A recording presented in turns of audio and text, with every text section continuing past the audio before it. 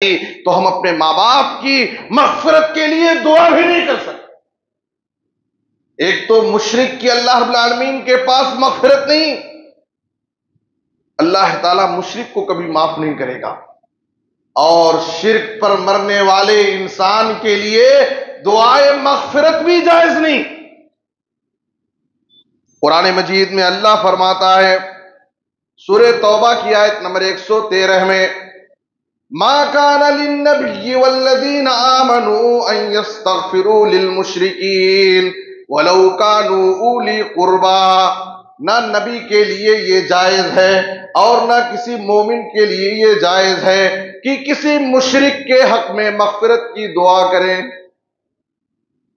ہم خوش نصیب ہیں اگر ہمارے ماں باپ، ہمارے بیوی بچے توحید پرست ہے، ہم کم سے کم ان کے مرنے کے بعد ان کی مغفرت کی دعا کر سکتے ہیں۔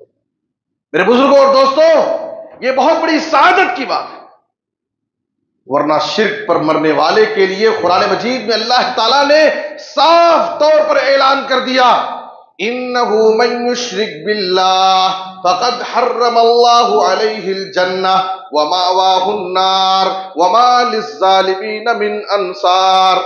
دیکھیے کتنی واضح آیت ہے۔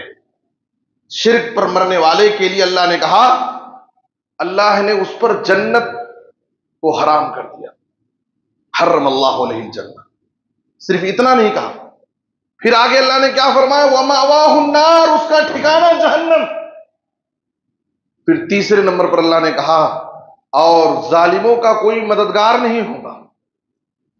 کسی کی سفارش، ان کے مرید ہو جائیں ان کی بخشش ہو جائے گی، ان کا دامن پکڑ کر مچل جائیں گے، ان کے نظر و نیاز کر دیں، ان کے نام کے بیعت کر لیں بخشش ہو جائے گی، یہ سب جھوٹے عقیدے ہیں، یہ سب دھوکہ ہے، یہ سب کام آنے والا نہیں ہے۔ صاف طور پر اللہ تعالیٰ نے کہا ظالموں کا قیامت کے دن کوئی مددگار نہیں۔ یہ ظالم کون ہے؟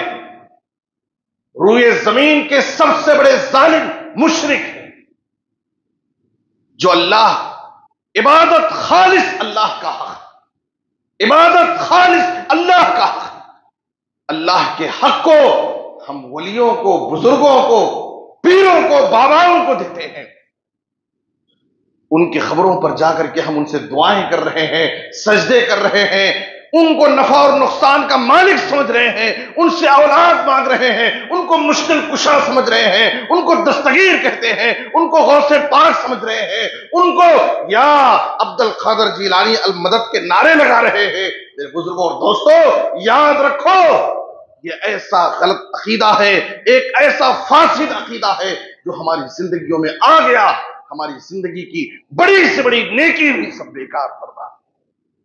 ہمیں اپنی زندگی میں سب سے زیادہ اپنی توحید کی حفاظت کرنا۔ لوگ کہتے ہیں کہ ہم تو اہل حدیث ہیں، ہماری مسجد بھی اہل حدیث ہے، اہل حدیثوں کی مسجد میں توحید پر، شرک پر خطبے دینے کی ضرورت کیا ہے؟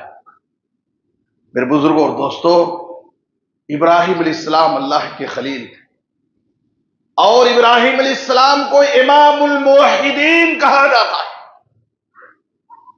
امام الموحدین۔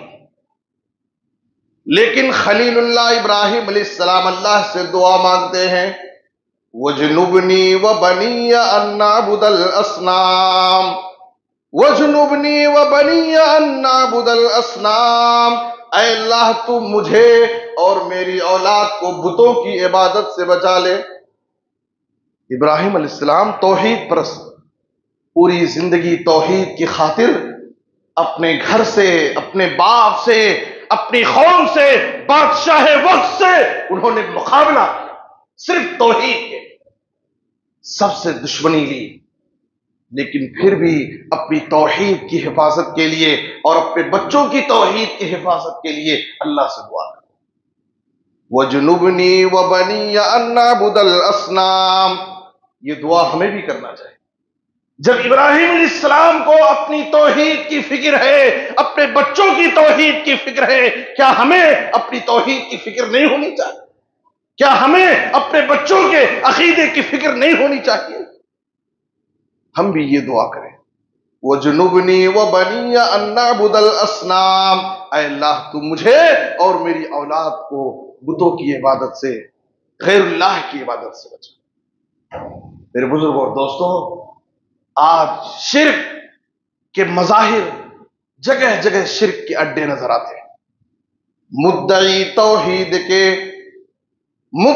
توحید کے اور شرک سے یہ ساز باز، ایک طرف قبروں پہ سجدے، دوسری جانب نماز، التجا فریاد استمداد غیر اللہ سے۔ یہ نہیں ہے شرک تو پھر شرک کس کا نام ہے؟ یہ نہیں ہے شرک تو پھر شرک کس کا نام ہے؟ تابکے یہ کھیل دنیا کو دکھایا جائے گا، مزح کا توحید کا کب تک اڑایا جائے گا۔ میرے بزرگوں اور دوستو، سورہ یوسف میں اللہ تعالیٰ نے فرمایا وَمَا يُؤْمِنُ أَكْثَرُهُمْ بِاللَّهِ إِلَّا وَهُمْ مُشْرِكُونَ۔ قرآن مجید کی بڑی عظیم آیت ہے۔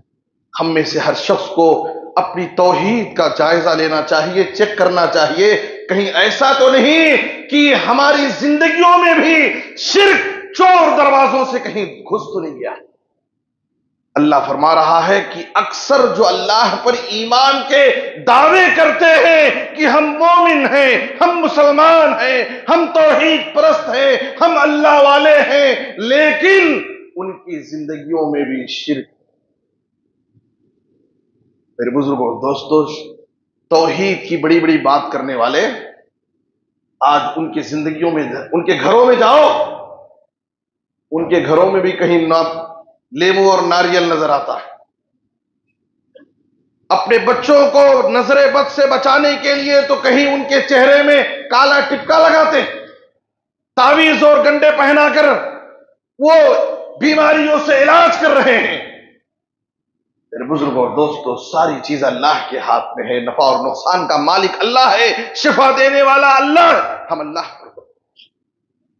یہ شرک سب سے بڑا گناہ ہے۔ ہماری زندگی میں سب سے زیادہ جس چیز پر محنت کرنا ہے، توحید پر، عقیدے پر، ہمارا عقیدہ درست ہے، ہم عقیدے پر قائم رہیں، ایمان پر، توحید پر، مرتے دم تک، زندگی کی آخری سانس تک ہم اپنے عقیدے کی حفاظت کریں۔ شرک ہماری زندگی میں، ہمارے بچوں میں، ہمارے گھروں میں، ہماری دکان میں، ہمارے مکان میں، کہیں بھی چور دروازے سے شرک داخل نہ ہو۔